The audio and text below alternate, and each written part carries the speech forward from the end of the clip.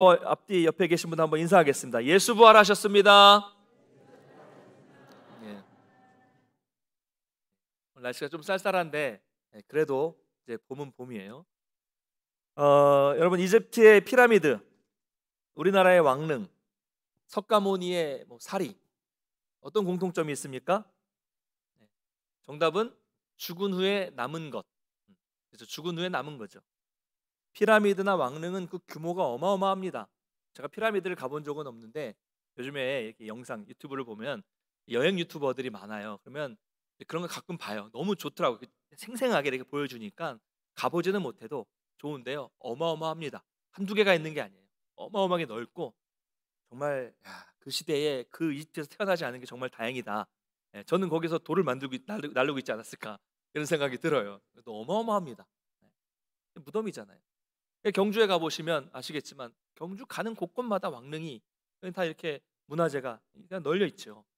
그렇게 어마어마하죠, 무덤. 석가모니에게서 나왔다는 이 치아, 뼈, 사리들이 있어요. 그거는 전 세계의 절에 흩어져서 아주 귀하게 관리되고 있습니다. 그러나 기독교는 예수님의 무덤을 자랑하지 않습니다. 왜냐하면 예수님의 무덤은 비어있기 때문입니다. 없어요. 예수님의 시신이 무덤에 장사되어서 썩었다면 아마도 제자들이나 예수님을 추종했던 사람들이 왕릉이나 피라미드처럼 화려하게 장식을 해놓고 어딘가에 장식을 해놓고 자랑을 했을 거예요. 그 시대에는 그랬거든요. 실제로 어딘가에 진짜로 예수님이 장사된 무덤은 있었겠죠. 그게 지금 있다고 하도, 그것이 잘 발견된다고 하더라도 그건 의미가 없습니다. 왜냐하면 예수님은 거기에 계시지 않기 때문입니다. 오늘 부활주일이에요. 예수님은 모든 인류의 죄를 위하여 십자가 희생제물로 드려지셨다가 말씀대로 3일 만에 부활하셨습니다. 할렐루야. 믿으십니까? 네. 오늘 제가 이렇게 선포하고 설교를 마치면 참 좋겠어요. 네. 왜냐하면 여긴 더 이상 다른 설명이 필요하지 않아요. 부활하셨습니다. 끝. 그냥 예수님 부활하셨습니다 선포하면 끝입니다. 성경이 그렇게 말씀하고 있으니까요. 성경은 그거에 대해서 구차하게 막 이렇게 저렇게 이렇게 해서 어떻게 해가지고 부활하셨다 이런 설명을 하지 않아요. 그럼 보통은요, 사람들에게 설명할 때 그 사람에게 내 말이 이제 통하고 내 말을 믿어주기를 원하면 어떻게 합니까? 그럴듯한 말과 그럴듯한 논리로 천천히 설득을 하죠. 설명을 합니다. 오늘 우리가요, 마가복음 16장을 제가 일부러 1절부터 끝까지 다 읽었어요. 근데 여러분, 이걸 읽으시면서 어떤 느낌이 드셨습니까? 이 안에 논리적인 설득이 있습니까? 설명이 있어요? 어떻게 해서 어떤 논리로 어떻게 해서 원리로 부활하셨다 이런 얘기가 없어요. 전혀 논리적이지 않습니다. 그냥 좀 이렇게 어떻게 보면 좀 어수선하게 그냥 시간에 따라서 있었던 일을 그냥 서술할 뿐입니다. 그 어떤 미사여구도 없습니다. 오히려 저는 그래서 이 말씀을 읽으면서 아니 왜 이 중요한 사건을 마가는 이렇게 허술하게 기록을 했을까? 허술하게 기록했을까? 이런 생각이 들었어요. 여러분 생각해 보십시오. 기록을 남깁니다. 뭔가를. 그 기록이 후대에 여러 사람이 읽고 그 기록을 믿게 하려면 어떻게 하는 것이 좋을까요? 빈 무덤을 보았던 여인들을 다 불러 모으는 거예요. 그리고 복음서의 저자들 마태, 마가, 누가, 요한을 다 모읍니다. 그리고 부활하신 예수를 만난 제자들을 다 모아요. 이 사람들이 다 한 자리에 모여서 머리를 맞대고 논의해서 내용을 시간 순서대로 잘 맞추고 잘 정돈해서 논리 정연하게 기록한다면 얼마나 깔끔하고 그것이 얼마나 신빙성이 있고 얼마나 믿을만 하겠습니까? 그렇죠. 근데 여러분, 부활을 기록한 성경을 보십시오. 다 그렇지 않아요. 특히 무덤이 비어있는 것을 누가 먼저 보았다고 말씀하고 있습니까? 오늘 1절을 보면 막달라 마리아, 야고보의 어머니 마리아, 살로메 다 여인들이에요. 당시 이런 중요한 일을 증거할 때 여성을 앞세우는 일은 없었습니다. 왜 그럴까요? 여러분 죄송한 말씀이지만 당시에는 여성과 아이들은 숫자를 셀 때 그 숫자에 넣지도 않았어요. 그리고 여성의 법정 증언은 아예 효력이 없었습니다. 남자가 증언하면 인정되지만 여자가 증언하면 효력이 없었어요. 그런 시대였어요. 근데 왜 성경은 여인들이 예수님의 부활을 처음으로 목격했다고 하면서 이렇게 불리한 이야기를 먼저 쓰는 것일까요? 정말 진짜로 이 부활에 대해서 많은 사람들이 믿게, 확실하게 증거하고 믿게 하려면 여인들의 이야기는 그냥 의도적으로 빼야 돼요. 그게 더 신빙성이 있어요. 그 시대에는 빼야 됩니다. 뒤로 넣는 것도 아니고 아예 빼야 돼요. 그리고 베드로 같은, 베드로는 좀 그래도 예수님 제자, 인정받은 제자니까 베드로 같은 이 남자 제자가 먼저 부활을 목격했다라고 기록해야 되고요. 또 거기다 조금 살을 붙여서 예수님이 이렇게 걸어 나오시는 장면을 봤다, 뭐 이런 이야기를 하면 더 확실합니다. 그리고 부활하신 내용들을 조금 더 극적으로 표현을 하고 믿을 만하도록 각색을 했더라면 더 확실하게 논리적으로 설득할 수 있었을 것입니다. 그러나 성경은 어떤 극적인 요소도 첨가하지 않았습니다. 어떤 꾸밈도 없어요. 그냥 담담하게 그날 무덤에서 있었던 일들을 그대로 그냥 전할 뿐입니다. 왜 그럴까요? 그냥 그것 자체로 사실이니까요. 그게 사실이니까 뭐 설명 필요 없이 그냥 그대로 기술한 것입니다. 이게 성경이에요. 특히 부활은 더 그렇습니다. 부활 이야기는, 부활은 인간적인 방법으로 설득하거나 구차하게 설명할 필요가 없어요. 왜냐하면 부활은 설명과 설득으로 믿어지는 것이 아니기 때문입니다. 여러분, 신앙은 설득하는 게 아니에요. 여러분이 다른 사람과 논리적으로 싸워서 이긴다고 그 사람에게 신앙이 생기는 게 아닙니다. 여러분, 따라해 볼까요? 그냥 선포하는 겁니다. 예수 부활하셨습니다. 다시 한번 할까요? 예수 부활하셨습니다. 할렐루야. 선포입니다. 신앙은 선포하는 거예요. 자, 그런데 오늘 본문을 보면요, 여기 많은 인물들이 등장을 하는데 이 등장인물들이 아주 당황하는 모습을 발견할 수가 있습니다. 왜 그렇습니까? 당연히 있어야 될 시신이 없으니까요. 먼저 첫 번째로 제일 먼저 무덤에 간 여인들은 무덤에 가서 빈무덤을 받고 한 청년 천사를 만났고 천사의 이야기를 듣습니다. 뭐라고 천사가 말합니까? 6절과 7절 한번 같이 읽어보겠습니다. 같이 읽겠습니다. 시작. 청년이 이르되 놀라지 말라. 너희가 십자가에 못 박히신 나사렛 예수를 찾는구나. 그가 살아나셨고 여기 계시지 아니하니라. 보라, 그를 두었던 곳이니라. 가서 그의 제자들과 베드로에게 이르기를 예수께서 너희보다 먼저 갈릴리로 가시나니 전에 너희에게 말씀하신 대로 너희가 거기서 배우리라 하라 하는지라. 아멘. 무슨 말입니까? 예수님은 부활하셨고 전에 너희들에게 말씀하셨던 대로 부활하셨고 먼저 갈릴리로 가셨으니 거기 가서 예수님 뵈면 된다, 이렇게 말합니다. 그런데 이 여인들은 빈무덤을 보았고 천사의 말을 듣고서도 뭐라고 합니까? 무섭기도 했고 사실 믿겨지지도 않았기 때문에 아무 말도 못하고 그냥 자기들만 간직하고 있었어요. 말을 못하고 있었습니다. 이것이 부활의 소식을 제일 처음 들은 그런 사람들의, 여인들의 반응이었습니다. 자, 두 번째, 그 다음에는요, 이제 직접 부활하신 예수님께서 막달라 마리아에게 제일 처음 나타나셨습니다. 그래서 마리아는 예수님의 이 부활 소식을 다른 사람들에게 전해줍니다. 그런데 그들의 반응은 듣고도 믿지 아니하니라 라고 말씀하고 있어요. 이것이 마리아에게 예수님의 부활 소식을 전해 들은 사람들의 반응이었습니다. 자, 세 번째는요, 또 오늘 본문을 보면 시골로 가는 제자들이 있었어요.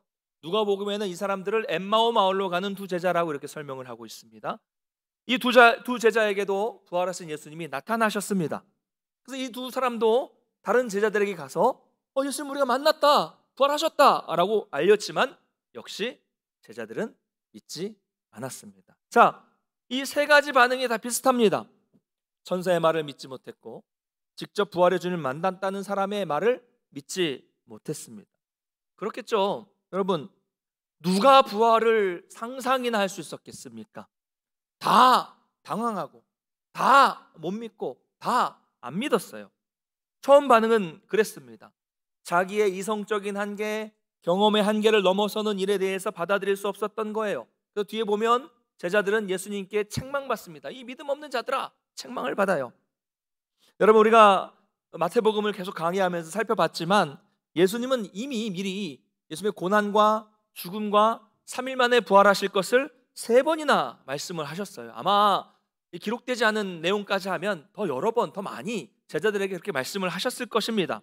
근데 제자들은 그것을 까맣게 잊고 있었어요. 오늘 또 14절을 보면 예수님이 살아나신 것을 직접 보고 전하는 사람들이 있었는데도 그들의 말도 믿지 못했습니다. 그래서 이렇게 믿음이 없는 모습을 예수님은 책망하신 것입니다. 사랑하는 성도 여러분, 여러분은 그러면 어떠십니까?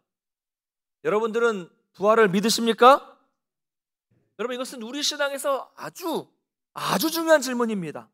기독교의 핵심 중에 핵심 질문이죠. 이 믿음이 우리 모두에게 있어야 됩니다. 신앙인의 기본은 바로 부활을 믿는 믿음입니다. 이것을 우리가 믿지 못한다면 오늘 말씀처럼 제자들처럼 예수님께 책망을 받을 거예요. 여러분, 제자들에게는요, 아직 일어나지 않은 죽음과 부활에 대해서 말씀하셨지만, 미리 말씀하신 것이지만 우리에게는 이미 일어난 부활에 대한 이 일에 대한 이 성경 말씀이 얼마나 많이 성경에 말씀이 있습니까? 그리고 부활을 경험한 많은 믿음의 선배들의 증언이 이 성경 곳곳에 얼마나 많이 증언하고 있습니까? 그런데도 믿지 못한다면 우리는 제자들보다 더 많은 책망을 받게 될 것입니다. 과연 여러분은 어떠십니까? 여러분, 제가 예전에 부활을 부정할 수 없는 증거에 대해서 몇 가지 말씀을 드렸었던 적이 있는데요. 그 중에 하나가 오늘 말씀에 나오는 빈 무덤입니다. 빈 무덤. 여러분 중에는 부활에 대해 의심이 생기시거나 이 부활에 대해 믿어지지 않으시거나, 그리고 또 그냥 교회를 오래 다니고 어릴 때부터 그냥 다니면서 그렇다고 하니까 그냥 그런 줄 알고 학습돼서 그런 줄 알고 계셨던 분들은요, 혹시 그런 분이 계시다면 이 시간에 정말 진지하게 하나님의 은혜를 구하시면서 열린 마음으로 말씀을 좀 들어보시기를 바랍니다. 이 시간 성령님께서 여러분의 심령에 역사해 주셔서 부활에 대한 확신을 주시기를 간절히 소망합니다. 제가 오늘 목소리가 좀 톤이 높죠? 네, 작정하고 나왔어요. 네. 여러분, 빈 무덤은요, 무덤이 비었다는 거예요. 부활하셨으니까 시신이 없으니까 당연히 무덤이 빈 거죠. 에이, 목사님, 그거야 뭐 시신을 감출 수도 있고 뭐 얼마든지 조작할 수 있죠. 여러분, 그렇게 생각하십니까? 안 믿으려고 하는 사람은요, 어떤 말이든 만들 수 있습니다. 그래서 마태복음을 보면 대제사장과 장로들이 시신이 없어졌다는 소식을 듣고 부활을 인정하지 않으려고 군병들을 매수한 이야기가 나오고 있습니다. 여러분, 그래서 그들은 예수님의 시체를 누가 훔쳐갔다? 제자들이 훔쳐갔다라고 거짓 증언을 한 거죠. 근데 한번 생각해 보십시오. 그렇다면 이 대제사장과 그 시대의 장로들의 주장대로 제자들이 예수님의 시신을 훔쳐갔다는 것을 증명하려면 어떻게 하는 것이 제일 좋을까요? 어떻게 하는 것이 가장 좋겠습니까? 당연히 훔쳐간 예수님의 시신을 찾으면 될 거 아니에요. 네. 돌아가신 지 얼마 안 됐고 부활하셨다고 한 지 얼마 안 되니까 찾으면 되잖아요. 당시 그들은 손쉽게 찾을 수 있었습니다. 자기 손에 이 당시에 최고의 권력을 쥐고 있었고, 모든 것은 사람만 시키면 모든 것을 할 수 있었던 그들이었기 때문에 그 좁은 지역에서 그 시신을 왜 못 찾습니까? 찾아요. 찾을 수 있습니다. 얼마든지 가능합니다. 그런데 못 찾았어요. 그러니까 병사들을 매수해서 거짓 증언을 시킨 것이죠. 여러분, 무덤이 비어있고 예수님을 찾을 수 없었다는 것은 확실한 부활의 증거입니다. 하나 더 말씀드리겠습니다. 더 확실한 증거는 부활하신 예수님을 만난 사람들이 있다는 거예요. 부활하신 예수를 만난 사람들이 있다는 겁니다. 여러분, 한두 명이 아닙니다. 만약 소수였다면 꾸며냈다라고 할 수 있겠죠. 그런데 예수님은요, 부활하신 몸을 여러 제자들에게 보이셨고요, 승천하실 때는 500의 형제들에게 보이셨다라고 성경은 말씀하고 있습니다. 그러면 그 많은 사람들이 집단적으로 정신착란을 일으켜서 혹은 집단 최면에 걸려서 부활하지도 않은 예수님을 보았다고 말할 수 있을까요? 예수님이 부활하신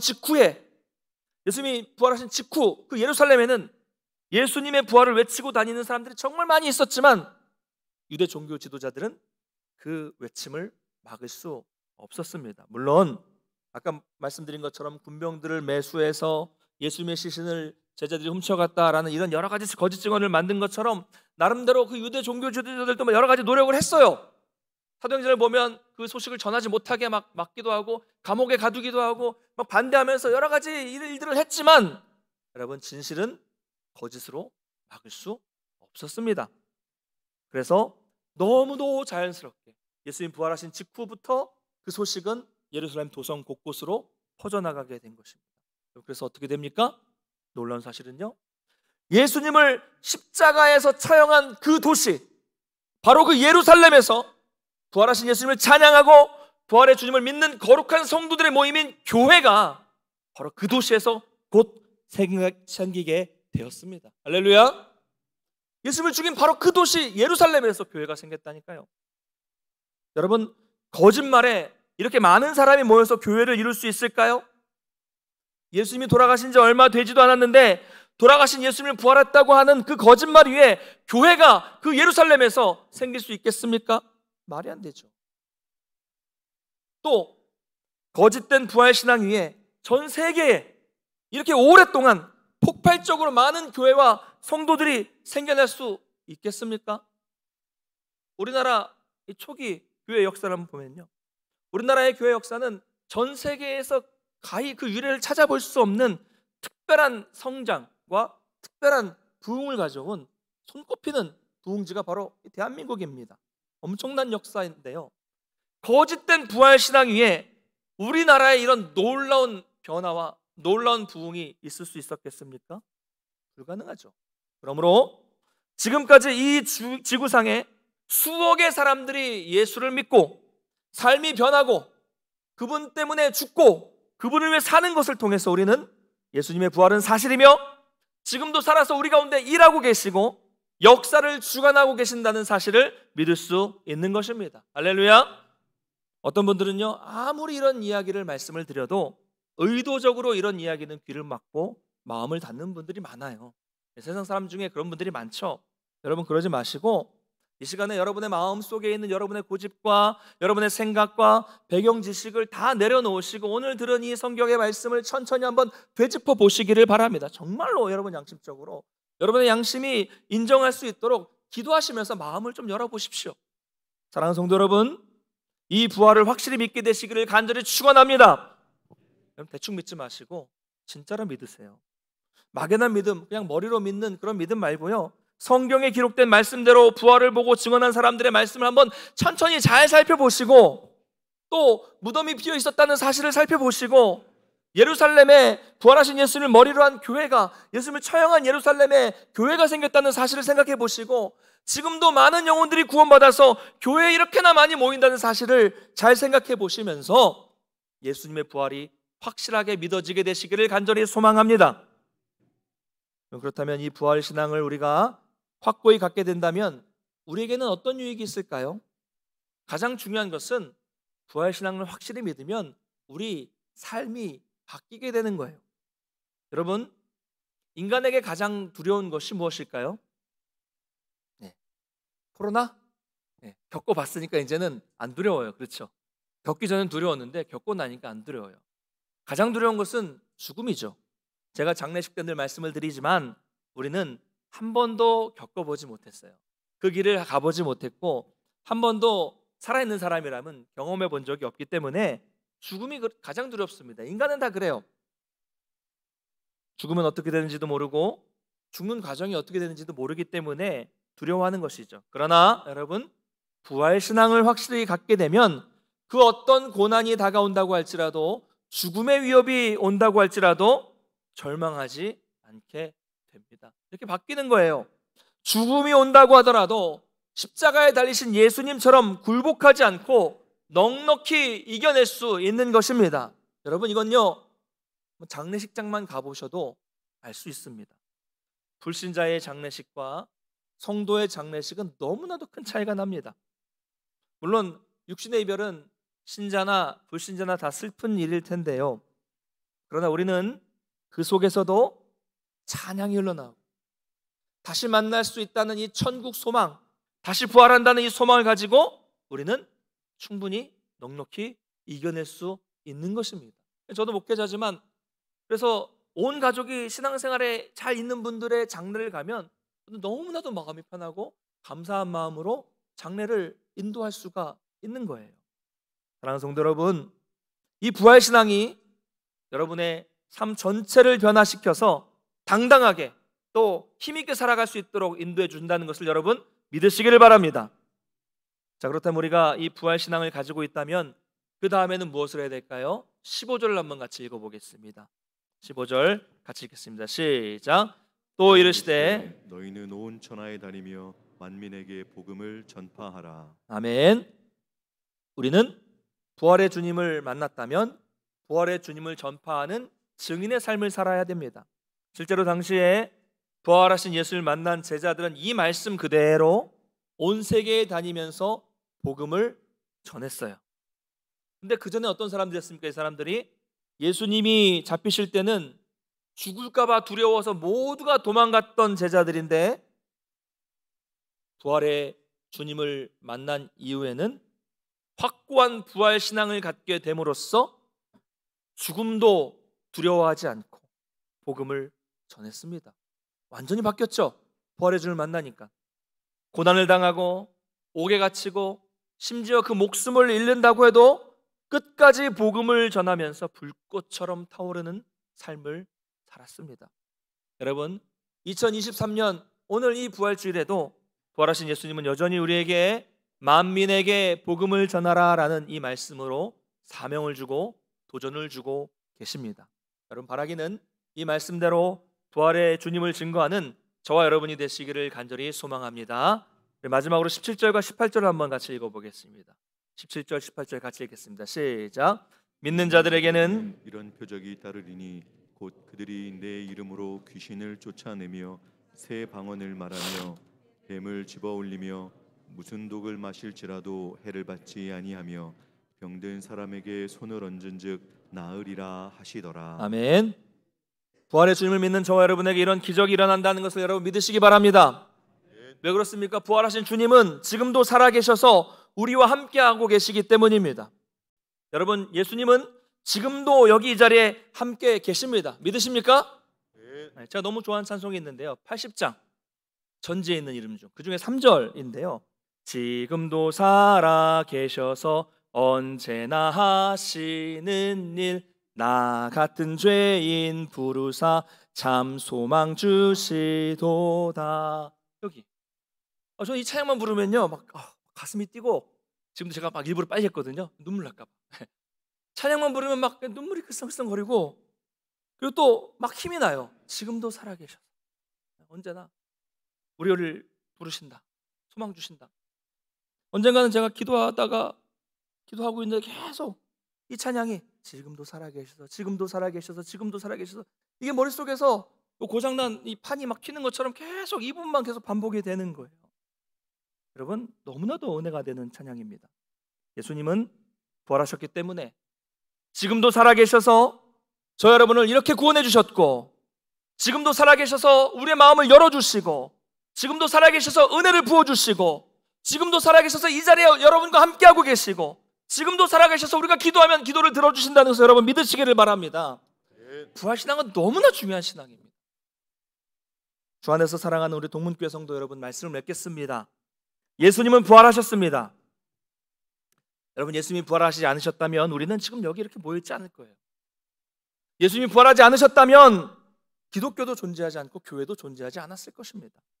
예수님이 부활하지 않으셨다면 전 세계에 있었던 놀라운 변화도 동서양뿐만이 아니라 저 오직까지도 펼쳐진 복음을 통한 역사가 나타나지 않았을 것입니다. 또 예수님이 부활하지 않으셨다면 우리나라 초대 기독교 역사에 있었던, 또 이 나라의 역사에 있었던 이런 일들이, 놀라운 부흥이 일어나지 않았을 것이며, 지금 있는 병원과 학교와 교육과 문화와 사회 전반적인 영역에서의 변화도 없었을 것입니다. 여러분, 다 초기 선교사들이 와서 학교 세우고 병원 세우고 교육하면서 이런 일들이 우리가 여기까지 온 것 아니겠습니까? 여러분, 예수님이 직접 말씀하신 대로 3일 만에 부활하셨기 때문에 기독교가 있는 것이고요, 예수님이 부활하셨기 때문에 교회가 있고, 예수님이 부활하셨기 때문에 인류 역사에 놀라운 변혁이 있고, 수많은 영혼이 변화됐고 구원받았으며 지금도 구원받고 있고 또 우리가 지금 여기 있다는 사실을 여러분 믿으시기를 바랍니다. 그리고 그 부활하신 예수님 지금도 살아계셔서 여기 우리와 함께 하십니다. 지금 이 자리에 계십니다. 그리고 더 중요한 것은 예수님이 부활하셨으므로 나도 부활합니다. 할렐루야. 우리 인생이 언제 끝날지 모르는 가운데 우리가 이 부활 신앙을 가지고 있다면 두려움 없이 살아갈 수 있습니다. 부활 신앙은 우리 신앙의 핵심입니다. 여러분, 이 믿음 가지고 부활 신앙 가지고 날마다 힘차게 승리하시기를 주님의 이름으로 간절히 축원합니다. 다 같이